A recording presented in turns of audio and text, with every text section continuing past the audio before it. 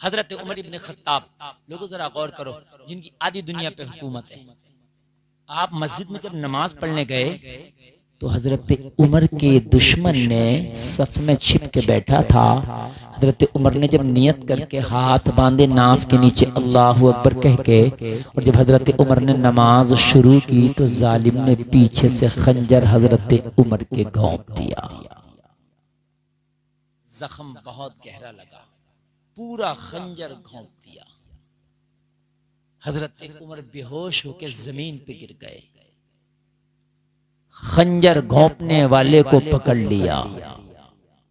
जरा गौर करें, हजरत उमर को बिस्तर पे लिटाया, खून बहुत तेजी से बह रहा था। हकीम को लाया गया, खून इतना बह गया, इतना बह गया कि हजरत उमर के जिस्म में खून नहीं रहा। हकीम ने दवा पिलाई। जब दवा पिलाई ना तो जख्म इतना गहरा था कि जो दवा मुंह से पिलाई दूध से ना, वो जख्म के जरिए बाहर निकल गया दूध। इतना गहरा जख्म था। जरा गौर करना, मैं तारीख पढ़ रहा हूँ आपके सामने, मैंने तारीख पढ़ी है इसलिए मैं आपके सामने तारीख पेश कर रहा हूँ। अल्लाह करे कि हमें अमल की तौफीक अता हो। हजरत उमर इब्न खत्ताब के जब दूध निकला जख्म के रास्ते से बाहर तो हकीम की निगाहें झुक गईं। हकीम से कहा क्या बात? हकीम ने कहा हुजूर के पास बहुत कम वक्त है, उमर के पास बहुत कम वक्त है। हजरत उमर की सामने निगाहें झुका के हकीम बोला हुजूर वक्त बहुत कम है, अगर कोई वसीयत करना हो तो कर दो। हजरत उमर ने फरमाया क्या बात? कहने लगा हुजूर अब कोई दवा काम नहीं करेगी, मैं दवा पिलाता भी हूँ तो दवा मैदे के जो रास्ता है, जो जख्म है, वो मैदे को छन्नी कर दिया है खंजर ने, और वो उस रास्ते से दवा बाहर निकल रही है। जख्म बहुत गहरा है हुजूर, वक्त बहुत कम है आपके पास, अगर कोई वसीयत करना है तो कर दो। अल्लाह अकबर। हजरत उमर की वसीयत सुनो जरा, ईमान ताज़ा हो जाएगा। अल्लाह करे कि उमर का सदका हमें आता हो। हम तो किसी का कर्जा ले लेना तो कहते हैं दे देंगे, भाग थोड़ी रहे। कहते हैं भाई वो कर्जे वाला दरवाजे पे आ रहा बेचारा, कुंडियां खटखटा रहा, फिर उससे क्या कहता आंखें निकाल के, भाई मुझे टोक क्यों रहा भाई, चार लोगों के सामने क्यों टोक दिया? और भाई कर्जा दे दे, अगर तू मर गया तो खुदा की कसम क्या पता तेरी औलादे दे या ना दे, मैदान महशर में बड़ा करना पड़ेगा, ये बहुत सख्त पड़ेगा, बहुत सख्त। 1 रुपया के बदले 700 बाजमात नमाजें दी जाएंगी। सुन लें आप, ये जो कहते हो मैंने ऐंठ लिया, ये जो कहते हो मैंने बेवकूफ बना दिया, मैंने उल्लू बना दिया, समझ लो 750 नमाजें एक के बदले दी जाएंगी। क्या ले लिया? दुनिया में मामले साफ करो, अगर मामला किसी के ऊपर है तो। हजरत उमर के पास जब वक्त कम है, हकीम ने कहा हुजूर जो कहना कह दें। आपने फरमाया मेरे बेटे को बुला के लाओ। हजरत उमर का बेटा आया, कहने लगा अब्बा हुजूर फरमाए। हजरत उमर ने फरमाया बेटा मेरे ऊपर 80 दिनार का कर्जा है। कितना कर्जा? 80 दिनार का। यार कैसे लोग थे, आधी दुनिया पे हुकूमत और 80 दिनार का कर्जा।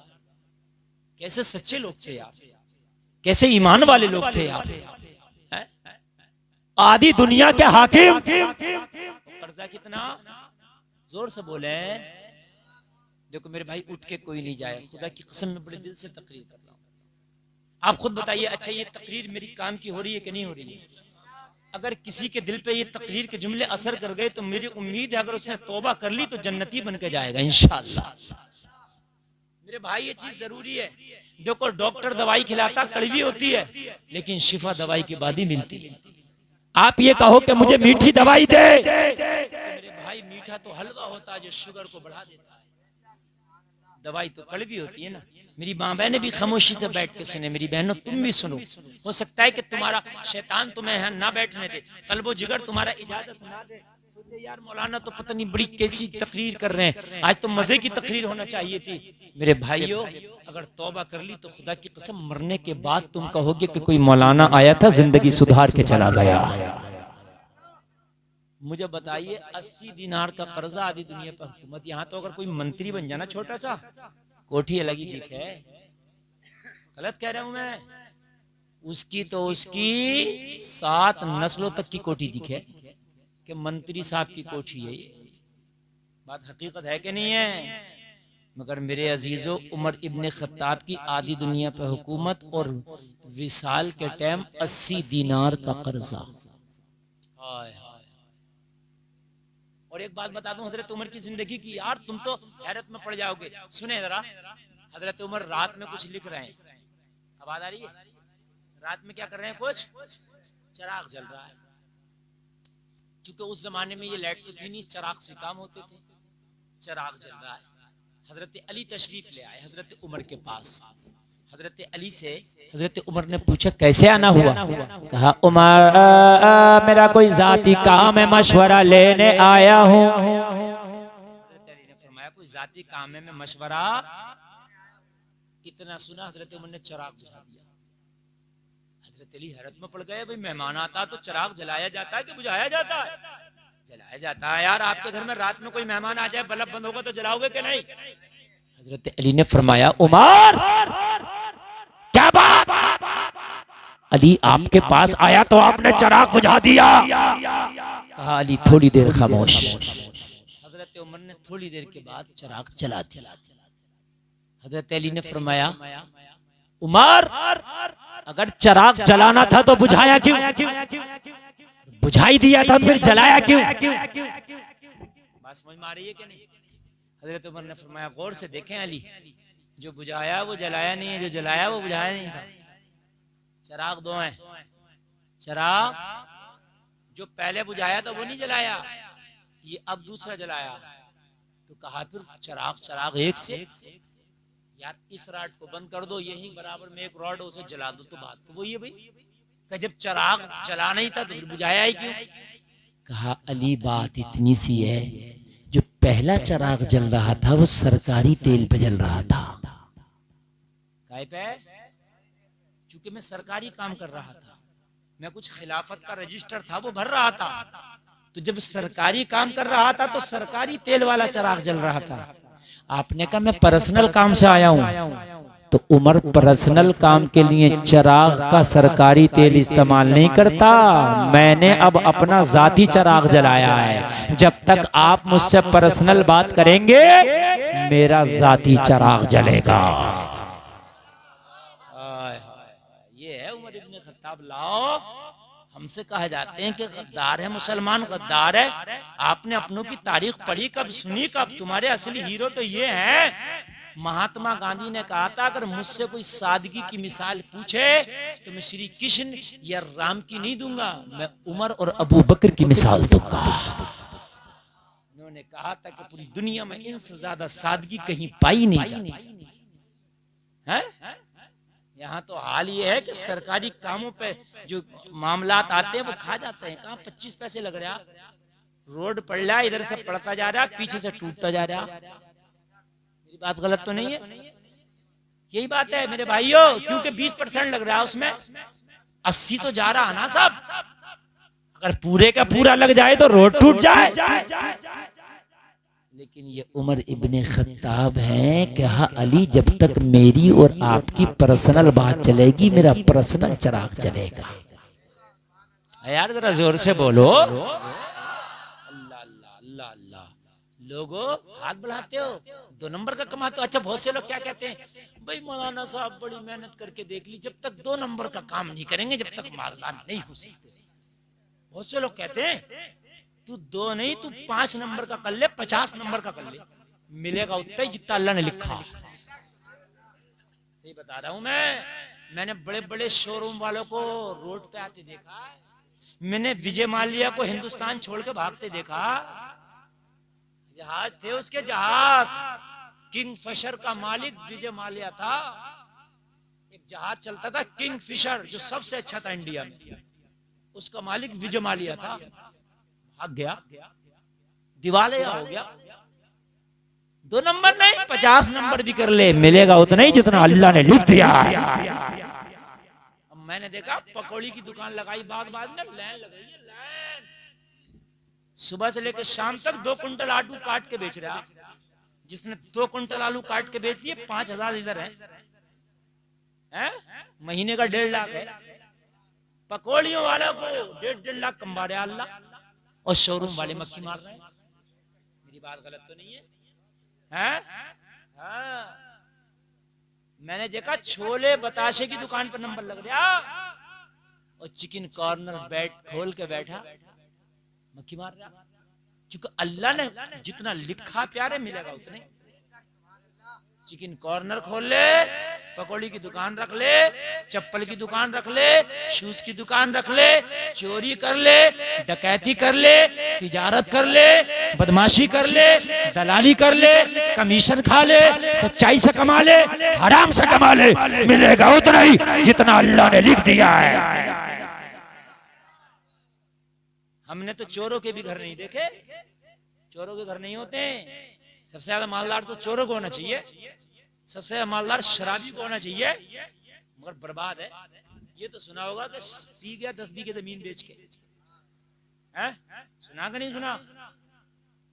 पी गया, जबकि शराब कितनी 100 रुपए रोज की पीता होगा, 200 रुपए रोज की, मगर अल्लाह इसके घर में ऐसी नहुसत बरसा देता कि बिक जाती। कान खोल करके सुनो, काम 2 नंबर का करो या 1 नंबर का, किस्मत का मिलके रहेगा। ये आप बात सुन लें। और ये अगर इजाजत हो तो मैं थोड़ी तकरीर बढ़ा दूं। भाई हम इतनी ये तकरीर बढ़ा रहे हैं और हम दुआ कर रहे हैं अल्लाह सलामत रखे। जो एक शादी और हो रही है उन्हें भी अल्लाह ने देखो अकल दे दी और उन्होंने डीजे बंद कर दिया। अच्छी बात है, मैं उनकी तारीफ कर रहा हूँ। अल्लाह उनकी शादी को भी बाबरकत बनाए, अल्लाह उनकी शादी को भी खाना आबादी बनाए, और जितना बच गया था अब कभी जिंदगी में इतना भी ना बजाएं। वो हमारे भाई हैं, वो भी है ना मेरे भाई। सुबह का बिछड़ा शाम को घर आ जाए तो बिछड़ा नहीं कहलाता। इतना ख्याल तो कर लिया कि मौलवी गुलफाम तकरीर कर रहा है कि नहीं? हाँ, और फिर कुछ पता नहीं हम तो क्या बयान कर रहे हैं, आप तो जानते ही हो। हाँ, तो इसलिए अल्लाह सलामत रखे। बड़ा अच्छा आप सुनने, अब सुनने तो मैं सुना दूं। कभी भी हराम की तरफ नहीं, ना ना ना ना ना, मिलेगा उतना ही जितना अल्लाह ने। अच्छा, जैसे मिल भी गया, चलो मान लो मिल गया, ले आए, आपने कमा लिया झूठ से 10, 20, 50 हजार, तबीयत खराब हुई, प्लेट लाइट गिर गई, तो पता चला 6,000 का मिल रहा है, क्यों नहीं? मेरी बात गलत तो नहीं है? वो जो क्या बोलते हैं प्लेटें कम हो जाती है, वो चढ़ाया जाता है। हाँ, जम्मू पैक बड़ा महंगा, समझ रहे हैं आप? 2-3 चढ़ जाए गया महीने भर का। तो इससे हलाल की खाओ ताकि जम्मू पैक का नंबर ना आए। बात है कि नहीं मेरे भाइयों? तो भाई रहेगा उतना ही जितना क्या। एक औरत ना बड़ी दुआएं मांग रही, बड़ी दुआएं मांगी, बड़ी दुआएं मांगी बहुत। अल्लाह ने फरमाया ज्यादा ना मांग, तेरी किस्मत में अभी है नहीं का नहीं, अल्लाह तू मुझे अता फरमा दे, या अल्लाह तू मुझे अता फरमा दे, बस सजदे में गिर के मांग। अच्छा, कभी कभी ऐसा होता है हम दुआ करते हैं कबूल नहीं होती, ऐसा होता तो आप परेशान ना हुआ करे, वो हमारे हक में चीज बेहतर ही नहीं है इसलिए अल्लाह हमें नहीं दे रहा। क्या पता, अरे हमें अल्लाह पैसा दे दे, क्या पता हम बिगड़ जा। अल्लाह पैसे दे दे, क्या पता हम अय्याश हो जाए। अल्लाह माल दे दे, क्या पता हम राह से भटक जाए। तो अल्लाह अगर गरीबी दिया है और हमें अमीर ही नहीं दे रहा दुआ के बाद में भी, तो राजी रहो, या अल्लाह इसमें भी कोई हिकमत होगी। मांग रही दुआ, या अल्लाह मुझे अता कर, अता कर। अल्लाह अल्लाह की रहमत को जोश आया, मैं मना कर रहा हूँ नहीं मानती। अच्छा बता क्या मांगे?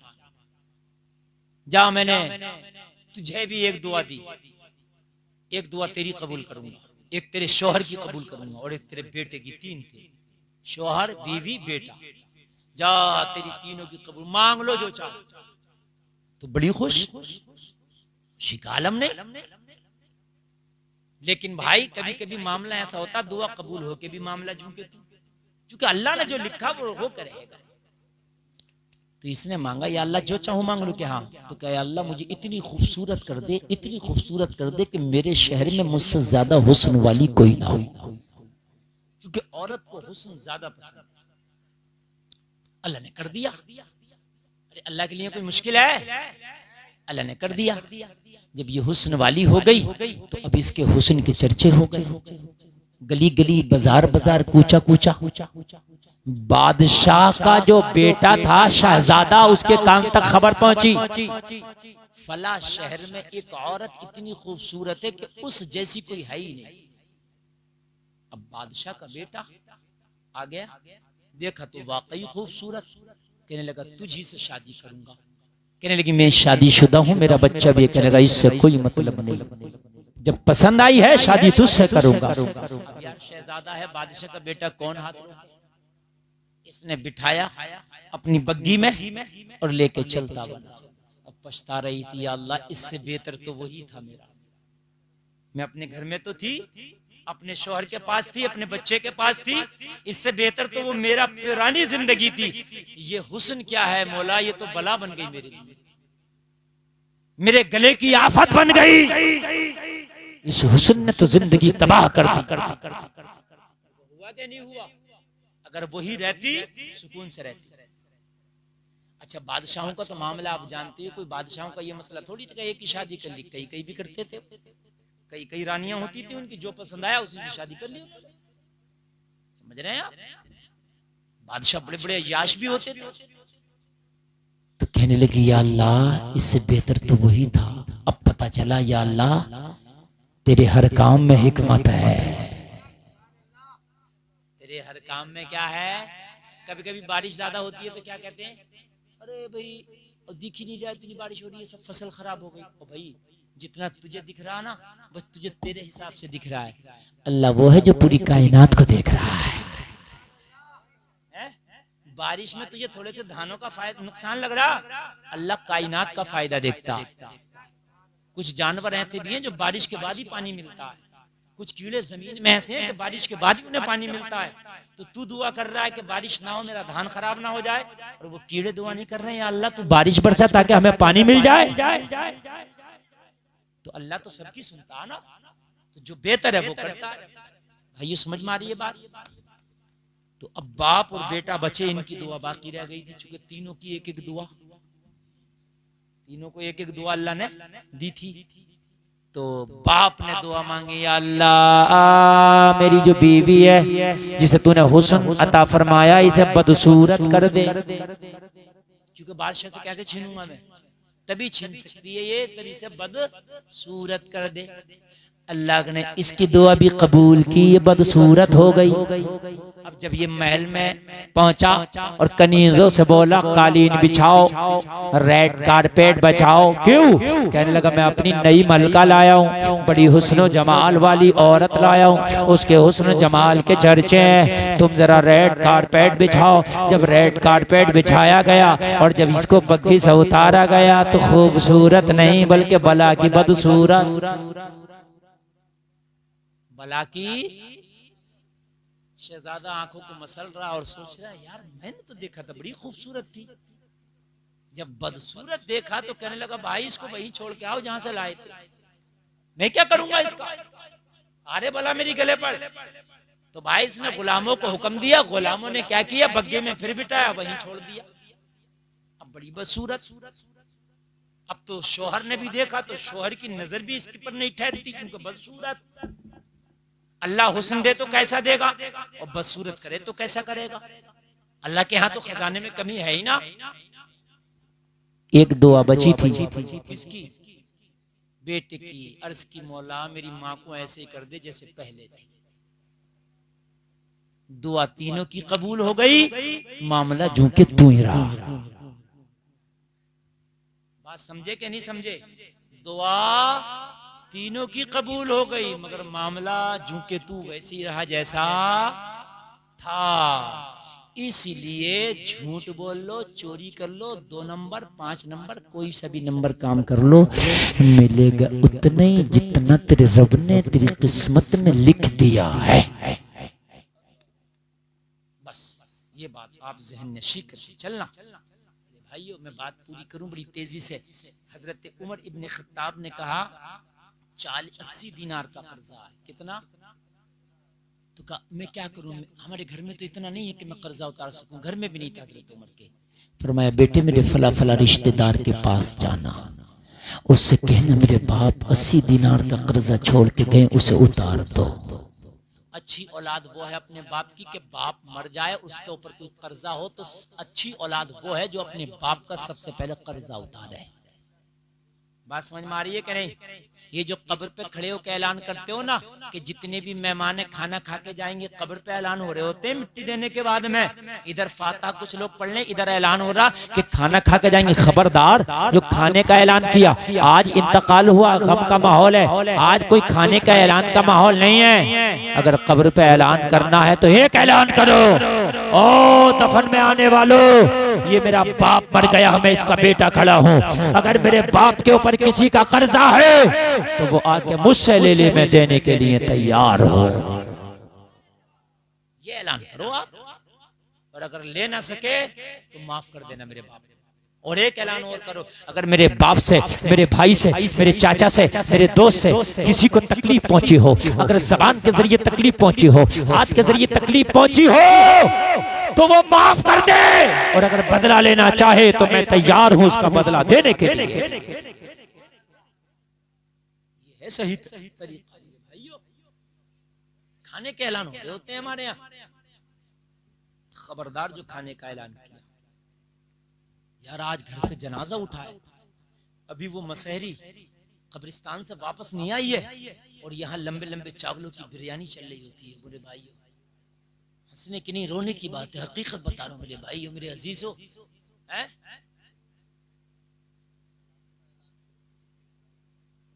सलामी कर लें, हाँ गलत है मेरे भाई।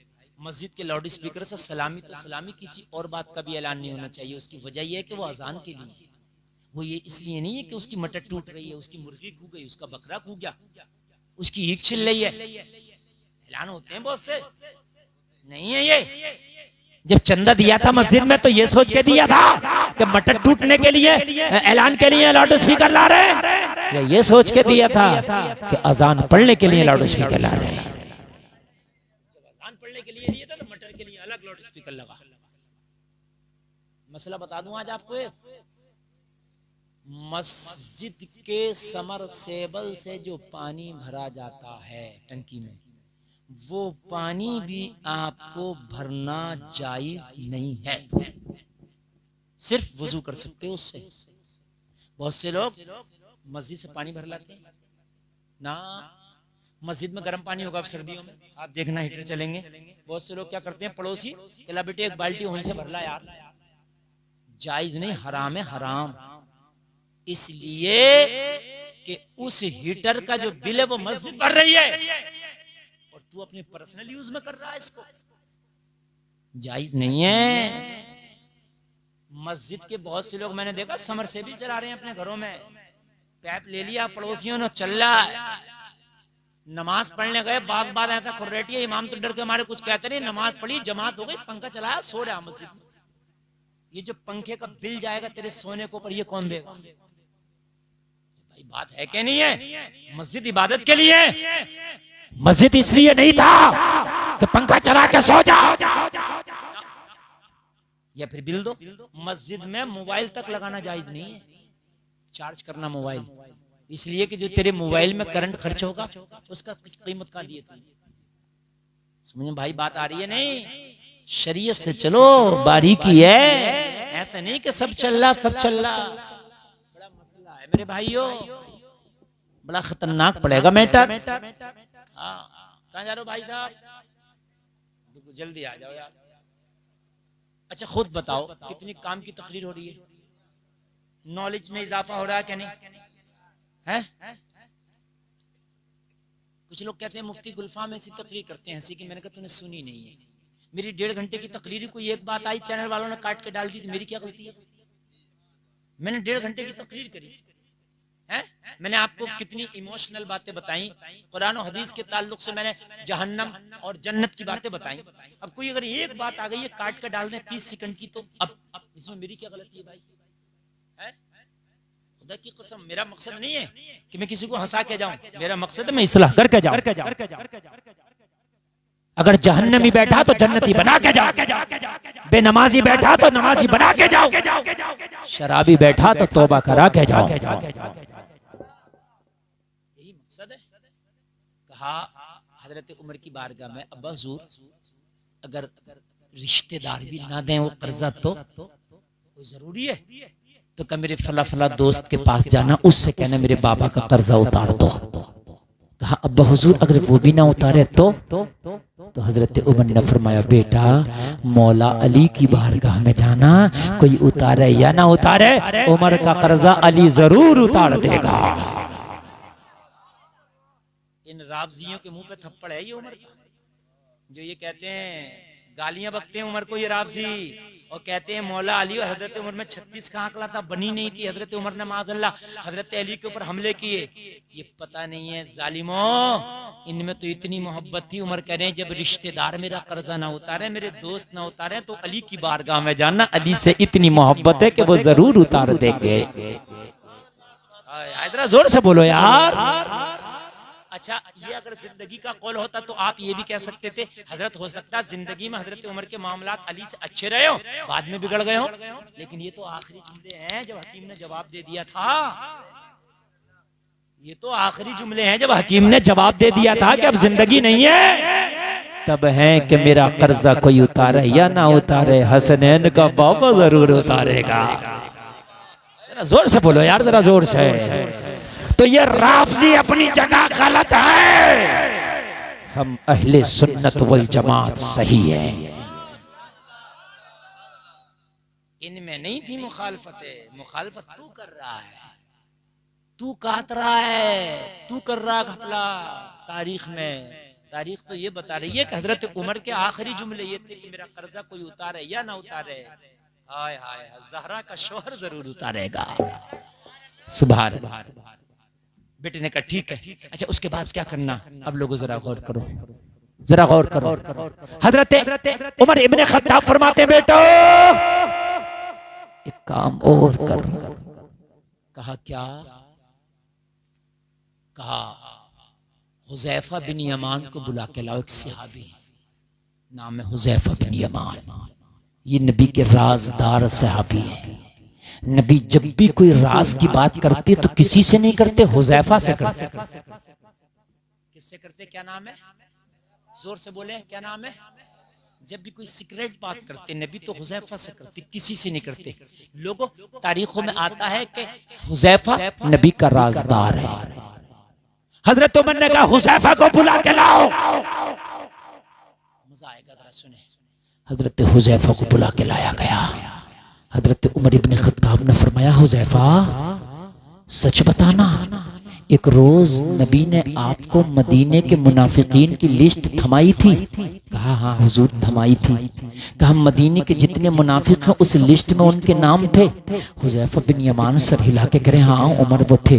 कहा वो लिस्ट कहाँ है? कहा हुजूर वो लिस्ट मेरे पास है, वो राज की बात थी, नबी ने मुझे बताया था कि फला मुनाफिक है मदीने में, फला मुनाफिक है। जितने भी मदीने में मुनाफिक हैं उन सबके नाम उस लिस्ट में लिखे हैं जो नबी ने मुझे अता फरमाई थी। हजरत हुज़ैफा फरमाते उन्होंने मुझे क्यों बुलाया है? ये बताओ आखिरी वक्त में मुझे क्यों बुलाया?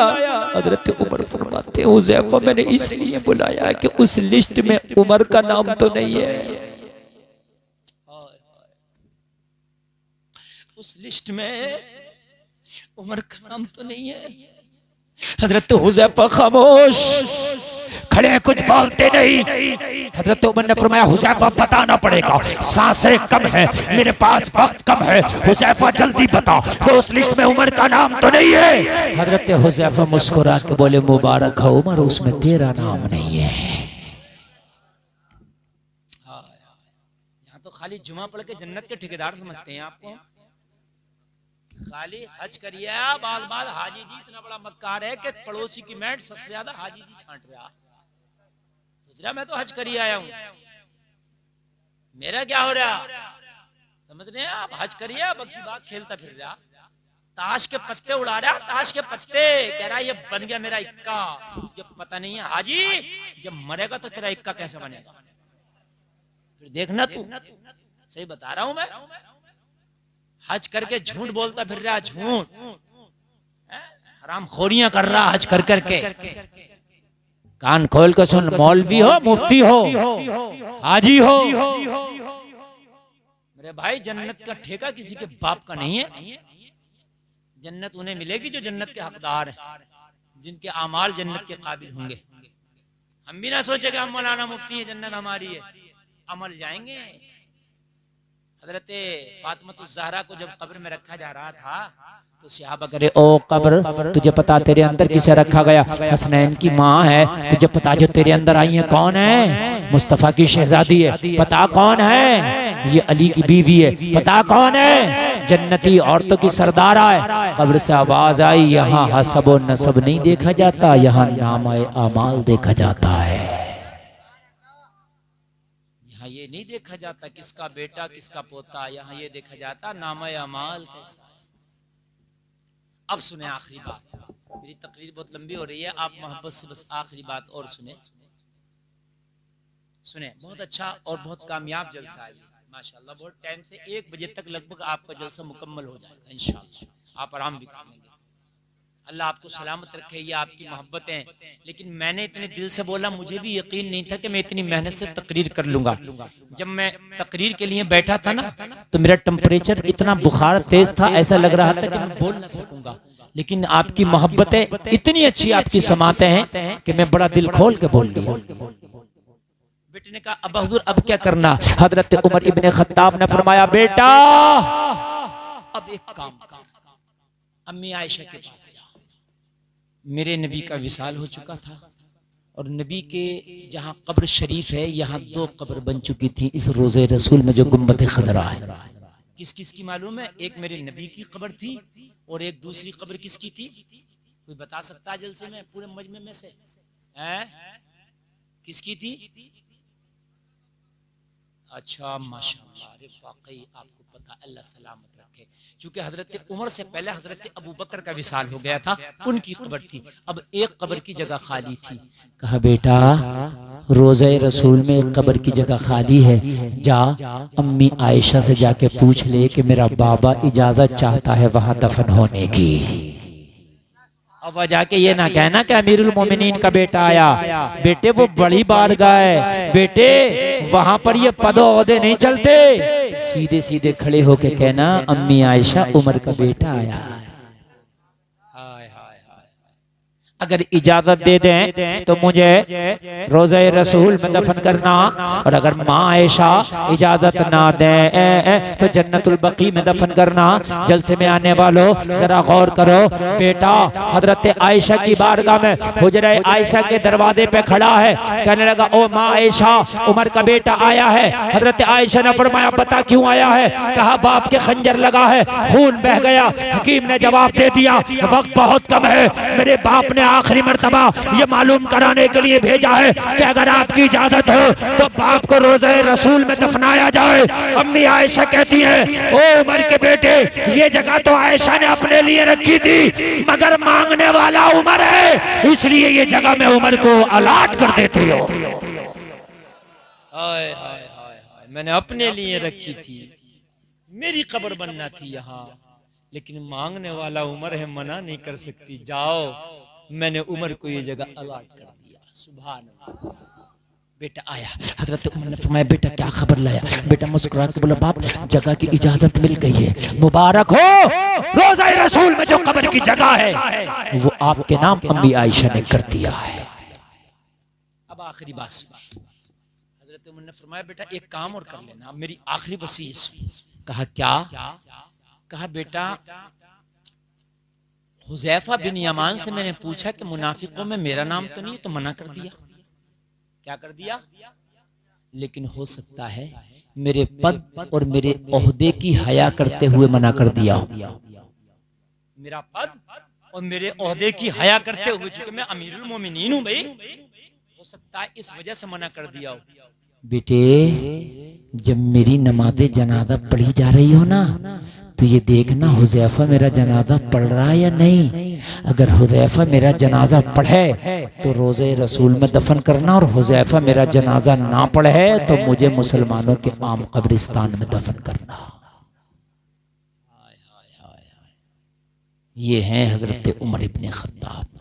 जब जनाजा पढ़ाया गया, उमर के बेटे ने देखा तो पता क्या देखा?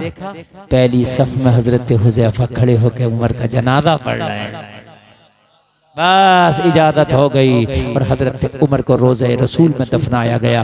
3 कब्रें हैं मेरे नबी मुस्तफ़ा जाने रहमत, हजरत अबू बकर सिद्दीक, हजरत उमर इब्ने खत्ताब, रोज़े रसूल में 3 कब्रें हैं।